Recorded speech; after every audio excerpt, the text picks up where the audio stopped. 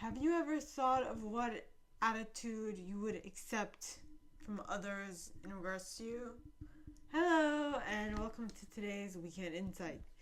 So, the situation I picked up on is, I think I picked up on this a while ago, but it's a situation where someone fumbled the ball with you, alright? And now they're trying to reassess and come back. Now the question is, should you take him back? The decision is up to you. Okay, so all I am gonna look at is, are we coming at this from a creative perspective or a victim perspective? Meaning a victor or a victim perspective, okay? So please, God, angels and guides, anyone for the highest good. And we got Victor. Okay. I say that because this card flipped upside down, and the card in the upright would be a victim, but seeing as it's upside down, it's a victor. So that's a long-winded explanation to just say that we are victors in this situation. Yes. Okay, so now for a scripture card. So please, God, angels, and guides, anyone for the highest good who has a message for my viewers, please come forward and share what scripture card will best help us stay in our creator perspective in regards to this situation where we're dealing with a individual who has fumbled the bag with us. The ball. I'm missing the bag. Fumbled the ball. Okay. And the card that fell out is Psalm Book 1, verses 1 to 2. Okay. And so this card reads, "Blessed is the one who does not walk in step with the wicked, or stand in the way that sinners take, or sit in the company of mockers, but whose delight is in the law of the Lord, and who meditates in his law day and night." So, day and night. I'm hearing two situations from this, alright? So, this card is talking about people who decide to keep themselves separate from the individuals that choose to sin. Now, that does not mean that you should not coexist with them. What that just means is that you should not allow their behavior taint your behavior. Now, I'm not saying it's going to be easy, but it can be done. But in this case, in this card, it says that in regards to, it's just saying that people who mingle with people who sin are more likely to sin, right?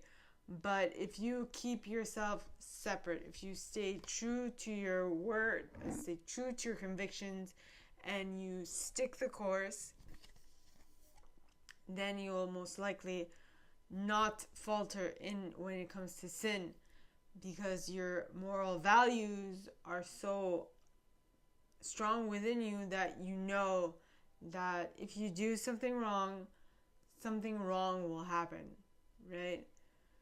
So let me read that again. "Blessed is the one who does not walk in step with the wicked, or stand in the way that sinners take, or sit in the company of mockers, but whose delight is in the law of the Lord, and who meditates on his law day and night."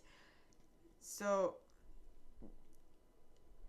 like I said, this indicates that individuals who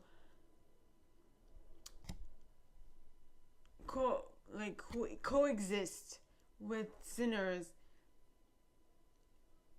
the thing that they must do more, they must do, is that they should not take their action as the norm. They should know by their feeling that that is not correct, and that is not an option for them, because that would be putting themselves in big doo-doo, right? Now, this does not also mean ixnay them or shun them. Well, it kind of does. Don't imitate them, but try to help them, right? Make them better. Help them by showing them the way. And which means that slowly but surely they'll see that there is actually a benefit to acting in a specific way that does not necessarily coincide with their wanting their impulses. Okay? So, and more especially was that specifically the individuals that coexist with sinners, people who are more loose with their morals, right? They need to have tough skin. They need to know that what the other individuals are doing is not for them, because those things will lead them down the wrong path. But if they stick the course, if they continue staying pure, and they continue not accepting what the general population is doing, they will stay the course, and they will keep the faith, and they will continue to live a righteous life. And of course that's going to be kind of how is it that they're doing this well but they aren't necessarily doing exactly what, how can they be so happy and all those things when they're not necessarily living as much of a pleasurable life? Now, I don't know, I'm paraphrasing at this point, but when you cannot see something from the perspective of the benefits that it might give you because of preconceived notions that you might have in regards to acting well or acting good in the eyes of God or in the eyes of the church.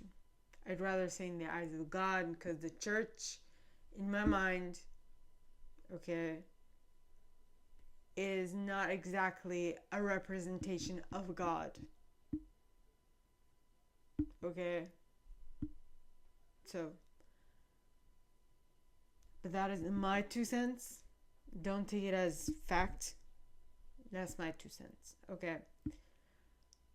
So, what I want you to think about is, what do you deem correct and what do you not deem correct in regards to faith and in regards to what is right and what is wrong? Ponder that.